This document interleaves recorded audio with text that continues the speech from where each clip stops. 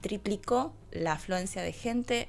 Yo no sé si ustedes conocen el museo, pero hay mucha gente que no lo conoce y que realmente aprovechen a ir ahora, porque el trabajo que Gabriel hizo fue enorme, realmente. Le puso en un lugar de renovación historiográfica, de realmente generar un concepto museográfico diferente, que fuera atractivo, que comunicara conocimiento histórico y que comunicara a través del acervo del museo la historia de nuestro país. Le quedó pendiente mucha tarea, porque además él tenía un proyecto de ir avanzando. Estas cosas no se hacen de un día para el otro, pero realmente quiero solidarizarme con que lo hayan reemplazado, porque estaba haciendo una tarea muy, muy importante.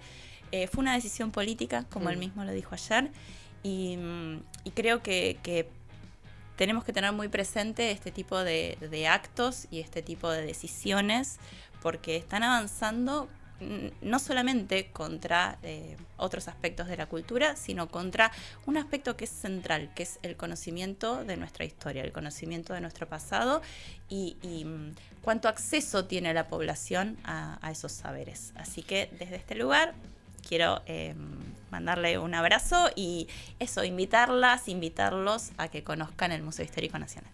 Bueno, es fantástico. Lo voy a conocer. Hoy ¿Qué nos traes hoy? Yo estoy chocha. A pedido del público presente, la criatura estaba enferma, afiebrada, y me pidió que quería hablar de Parravicini. No, quería hablar de Benjamín Solari Parravicini. A mí me ha costado, he hecho un esfuerzo real, porque no sé mucho y no sabía mucho de esta persona. Me he encontrado con un personaje que yo no tenía idea. En primer lugar, porque me cuesta mucho encontrarme con las biografías escritas de antemano.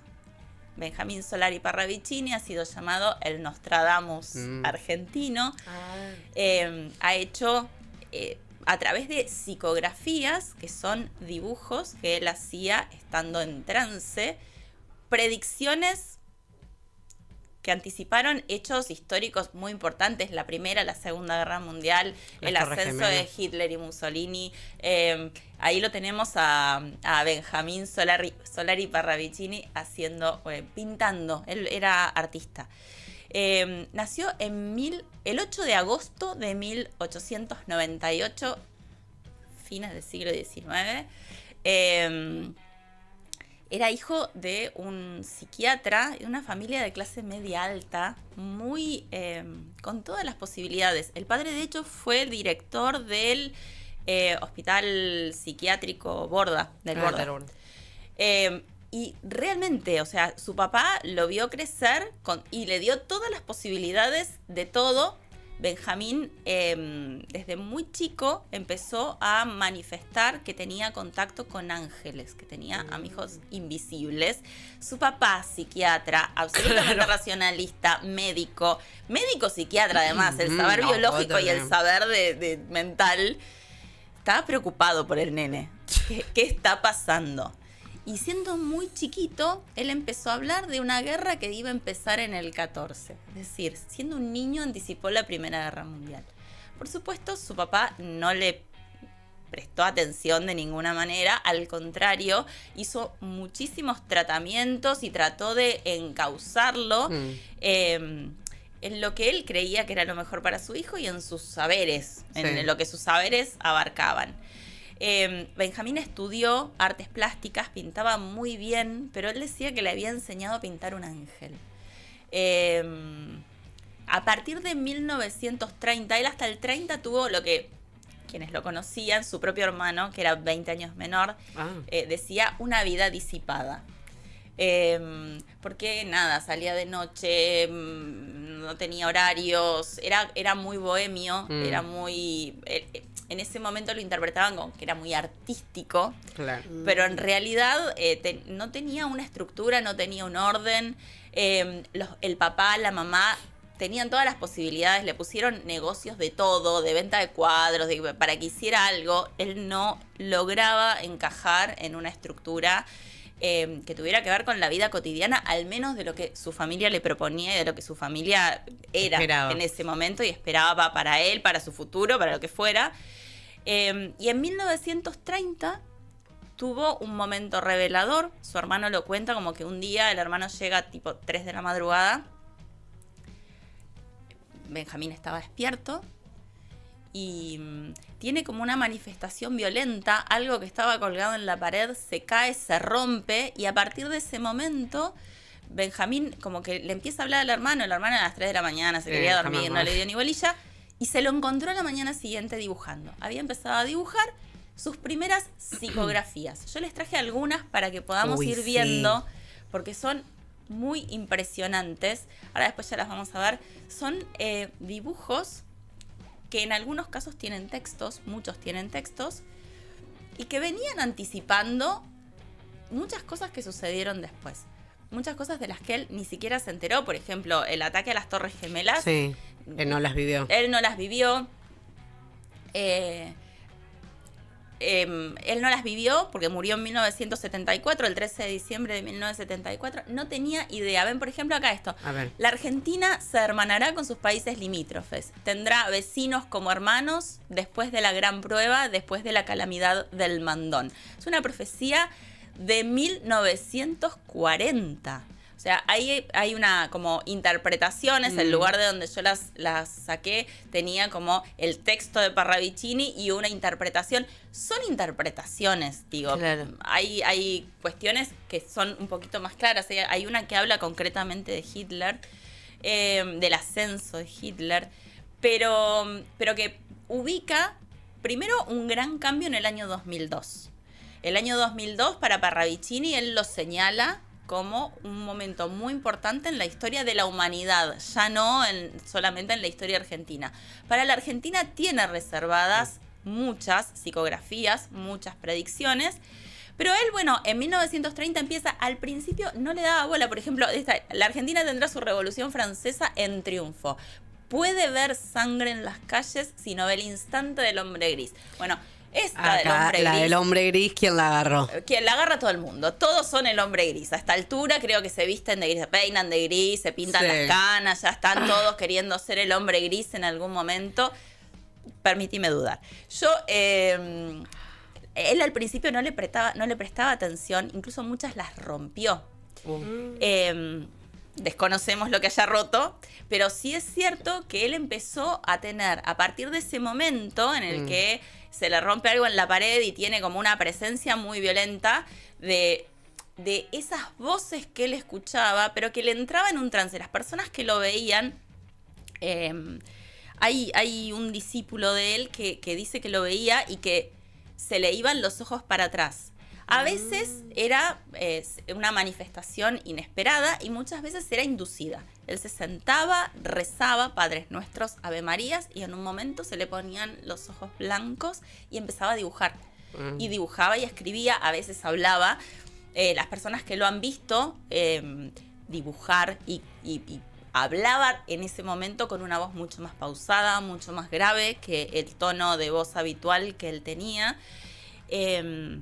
Y hacía este tipo de relatos. Fíjense que hay de todos, de muchos momentos. A partir de 1930, este es del 37, su momento de mayor producción fue entre el 37 y el 45. Fueron el momento de mayor ¿En qué producción. año murió él? En el 74. Ajá. De mayor bastante. producción de psicografías. Era un tipo profundamente... de hecho, por ejemplo, no era espiritista. Era un tipo muy católico. Cristiano. Que se reconocía católico practicante, iba a misa todos los domingos, si podía iba más veces a misa, se sentaba siempre en el mismo lugar, en una iglesia del barrio en el que vivía, en el barrio de San Telmo. Fíjense, esta del 72, en la tierra argentina, un nuevo faro, Neuquén. Hola, ¿qué tal, vaca muerta? No voy a decir nada más. Es tremendo. Esta es del 1972, es más... Es del 72, es más reciente, 2 años antes de morirse. Siguió haciendo psicografías, lo que pasa que entre el 30 y el 45 fue un momento en el que era permanente la producción y realmente tenía como un ritmo de producción muy importante. Claro. No solamente porque le bajaban estos mensajes, sino además porque él encontraba el espacio para poder meditar, para poder reflexionar y para poder inducir el trance y llegar hasta ese momento. Hay muchas realmente de la Argentina, hay otras que son de otros lugares. Sí. Argentina no será, ¿qué dice ahí? Comunistada. Lo que sin ser ni saberlo y siendo no tendrá cabida porque todo lo tiene, porque tiene amor. Digo, también tenía como este mensaje de paz, mensaje de amor, mensaje de comunidad. Digo, en esta idea del hombre gris también hay una anterior que es la Argentina dividida en dos. A mí me sorprendió mucho porque además pensaba el momento en el que él empieza con las psicografías. Empieza en 1930. Yo traté de hacer algo útil con esto. En la década del 30. En la década del 30, que es un momento... de crisis total. Primero, sí, de crisis total. Es un periodo de primera posguerra. Gran afluencia en la Argentina de mucha inmigración. Era un momento de mucha incertidumbre. Entonces, cuando uno se pone a pensar, ¿cuándo aparecen este tipo de...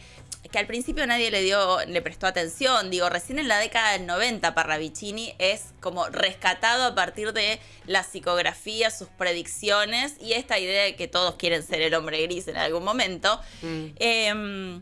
Yo pensaba, digo, ahí me puse a buscar también, o sea, en qué contextos empiezan a aparecer el esoterismo como un discurso público que se valida. Digo, que en una sociedad además como la Argentina pensaba, ¿no? Que más allá de que hay libertad de cultos, pero es una sociedad donde el catolicismo está muy arraigado, donde no es que lo esotérico tiene un lugar, no sé, sociedades como más... pluralistas en ese sentido. Pienso en la sociedad brasileña, que tiene como otro tipo de influencias. En el espacio público, digo, socialmente hay como un sincretismo mayor a nivel religioso y a nivel de creencias. La Argentina, en ese sentido, es mucho más tradicional. Sí, es cierto. Y sin embargo se le ha dado a Parravicini, quizás por la contundencia de lo que se interpreta en sus psicografías como hechos que efectivamente el tipo predijo, se le da un lugar y entonces yo pensaba, ¿no? Porque hay algo que mientras... a mí me cuesta mucho creer, tengo que decir esto. Yo soy ni siquiera me defino ni como agnóstica ni como atea. Yo no soy creyente. Claro. A mí me cuesta mucho lo que decía antes, la biografía escrita de antemano. Mi optimismo radica en la idea de construcción, en la idea de que lo que observo como real, lo que he observado como causas en el pasado de lo que hoy sucede, es la clave para poder construir el futuro que tengamos ganas. Entonces, full historiadora. Bueno, y te lo tenés en la sangre. Es así, no sabe, lo llevo en el molecular. Es un modo conceptual de vivir, claro. Y no me sale pensar la historia tampoco ni como algo circular, ni como algo que se repite, ni como un devenir. No, chiquis, miremos lo que pasó en el pasado y cambiemos lo que no nos guste. Entonces me cuesta mucho observar, más allá de, insisto, la contundencia de muchas de estas psicografías y la posibilidad de interpretarlas en clave de hechos que efectivamente sucedieron, me pongo a pensar en el afán del hombre gris, ¿no? Como que hay cosas que evidentemente, al menos desde lo posible de ser interpretado, lo que en este momento nos da la cabeza para interpretar, todavía en la Argentina no han sucedido. Entonces pienso, digo, ¿qué nos pasa o cuál es el nivel de incertidumbre que tenemos que de algún modo, incluso discursos públicos, políticos, de gente en el gobierno, hoy se abraza mucho más a una predicción, pongamos, una precognición, pongamos, que a un proyecto político, que a una voluntad de acción? Es nuestra década del 30. Sí, y también pensaba en esto, ¿no? En que abrazándonos a una precognición, a la predicción de alguien, de algún modo también lo estamos poniendo en el lugar de lo inevitable. Bueno, en ese sentido yo tengo algo para decir que ya dije, pero que voy a repetir, y es: nada es inevitable, no hay nada inevitable en la historia, eventualmente tendremos que tomar decisiones. Claro, estaría bueno. Obvio. Pero, digo, me parece que tomar predicciones como faro, fuerzas del cielo, X, Sí. a mí me parece que está más ligado a plantearlo como un hecho inevitable, como un devenir inevitable, que ya fue escrito, que ya fue dicho y que simplemente Sucederá. sucede, y las personas no son agentes, Activos. sino, sino son instrumentos de realización de algo que ya está escrito. Bueno, a mí me cuesta mucho pensarlo así, sin negar que Benjamín Solari Parravicini en su momento, y hasta prácticamente el momento de morir, incluso ha generado ciertas certezas cuando la muerte es un problema. Digo, él en sus últimos años, por ejemplo, cuando se murió el papá, que se murió en el 48 creo, el papá lo llama al lugar de donde estaba internado, al hospital donde está internado, para decirle que tenía razón y pedirle disculpas de algún modo, porque había estado toda la vida como luchando, remando, y en algún momento pudo ver que no sé si tenía razón en todo lo que predecía, sino quizás tenía razón en ser quien era, ¿no? Creo que quizás papá pudo ver que su hijo era quien era y que no necesitaba ninguna ortopedia para transformarse en una persona normal según sus criterios,